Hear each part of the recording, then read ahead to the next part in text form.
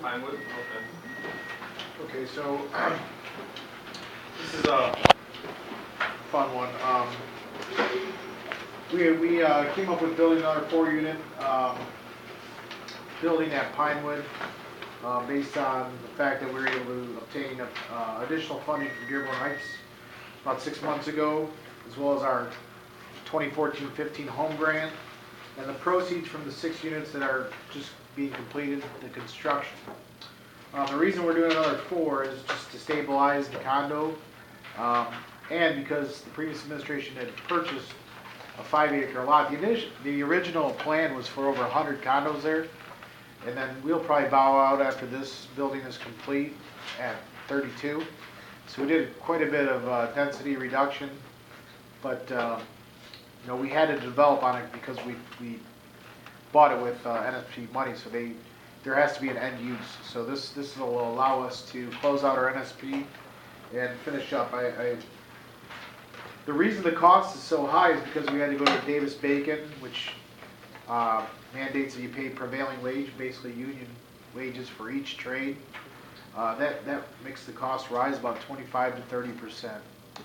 Being that we purchased this parcel with NSP money, you're bound by their guidelines. So once you build over 8, you have to go Davis-Bacon. So the 6 we had previously built plus these 4 pushes us to 10 units, which puts us in Davis-Bacon category. So that is why the cost is so high.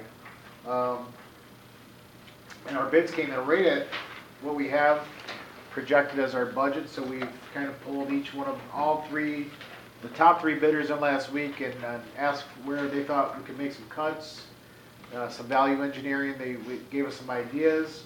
So they've all reduced their bid amounts accordingly, but it's pretty much apples to apples.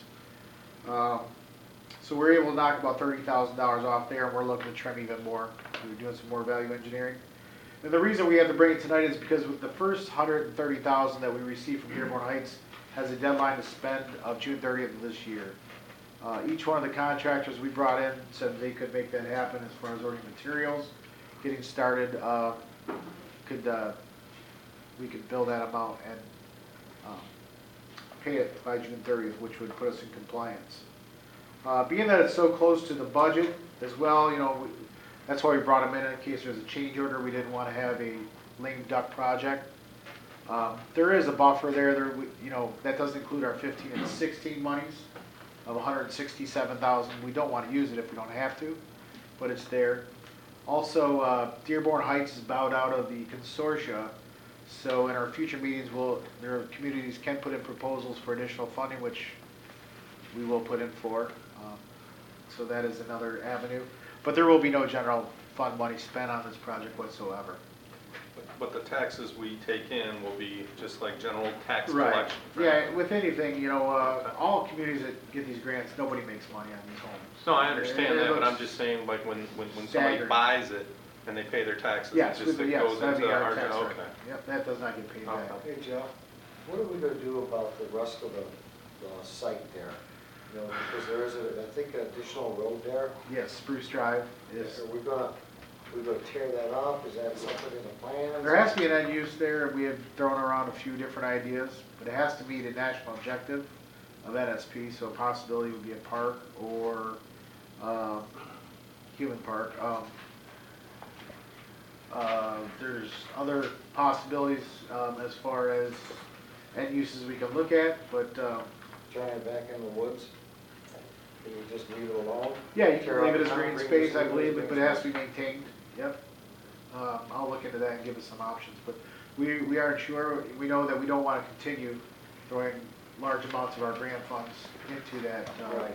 Well, it's just that people, if it ends up like, you know, in the middle of the night, people just go drive over there, dump their pickup load, and they'll We've stop had that and kind drive out. Yeah, we've had to pick up a toilet, a couch, Toilet, kind of like Holland Road. Yeah. It's turned into, we've had to do a few pickups over there because it's a horseshoe, so Yeah. only one side's filled up, they drive around and dump. So we've had to go out there a few times.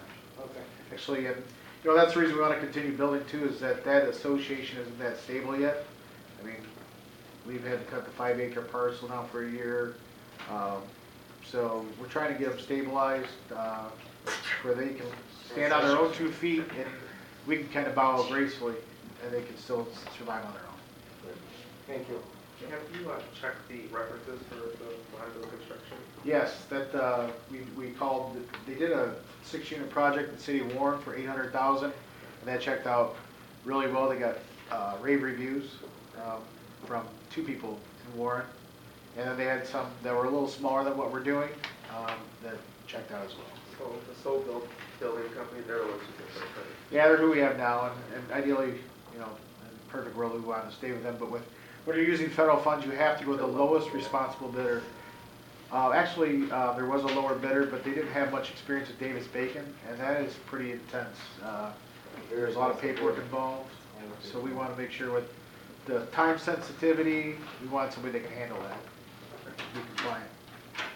What's the interest in those places? It's overwhelming right now. I had 3 visitors to the counter this morning. The problem is we're hopefully getting our C of Os on those 6 units, so we'll know quickly how fast they'll go, but I imagine those 6 will sell pretty quickly. You know, one concern was brought up is that we didn't net much from the other units, but the real estate market's much better. The 6 that we just completed were considerably higher in value than the previous ones we had sold. What did those go for on average? The 3 units appraised, I believe, at 84,000, and the 2 units at 77,000. So What did they sell for? they haven't sold yet. They'll be going on the I market. mean, no, is there anything, the ones that are The older sold? ones. Oh, those are ugly numbers. I think by the time we subsidized the 20, like 38,000, 40,000 we net from those. It's been a couple of years though, hasn't it, Jeff? Those? Yeah, those were in bad shape. Those were the ones that were built by the original developer and sat, and they were, Be fixed back. yeah, they weren't as big and they weren't nearly as appealing. The 6 unit we just finished, those are very nice units. Whoever gets them is getting a very good value for them. But we should start seeing a rise in sale prices as The well. 80-some thousand, that's the appraised value of the 6, is that what you're saying? That was for the 3 bedrooms, yeah. Which might even be a little more for the appraisal today. It's probably 2 or 3 months old, that appraisal. Now, how does that work? Is it based off of their income, or is there a bidding process? Yeah. I mean, if 2 or 3 people are interested in the same, can they bid on it? Because they're HUD, they have to be sold to low to moderate income. Mhm. When we started, there was very little attention paid to what's called LH25. You have to spend 25% of your grant funds on the 50th percentile of median income, not to get too technical. Basically, so what ended up being is you're getting a lot of seniors who had cash but limited, basically fixed income buying these, because anybody making that kind of money had any debt couldn't finance a condo. So we've pretty much met that guideline, so we're planning on selling the 2 bedrooms to the lower 50th percentile, and we're gonna be able to market the 3 bedrooms to the 80th percentile, which then a family of 4 can make in the low 50s, which opens it up to a lot more prospective buyers. Financing may be available. And that's also the challenge over there too, is because of the lack of density and there's no reserves in the association, we can't do FHA financing with banks, so right now Zeal Credit Union is the only one that's financing these. You can do it as a portfolio loan. What's the requirement for a purchaser? They've gotta be a primary residence, do they have to stay there for a certain number of years? Can they sell that? Yeah, because we give a subsidy, it's a graduated scale, affordability scale, so if they sell in the first year, it's this much you have to pay back and it's graduated.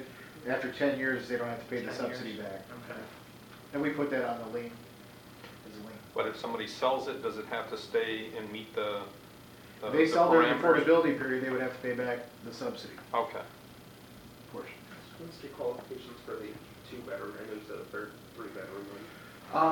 It would be up to HUD income limit. I know one person you can't make, I believe, over 24,000. It graduates, increases, I'm sorry, the more dependents you have. Did you mean if they sell it after they're there the 10 years, say? After they sell after 10 years, they're free and The clear. new buyer, They- though, do they have to qualify? I know. They would, Well, the because the NSP individual affordability owner period is was that. selling it, right? If they've been there 10 years, if I owned it for 10 years, I can sell it to whoever I want for how much I want. That's correct, yes. Okay. If you owned it for 1 year, you could sell it for what you want and how much you want. You just You have to gotta pay pay back. back the subsidy. Yeah.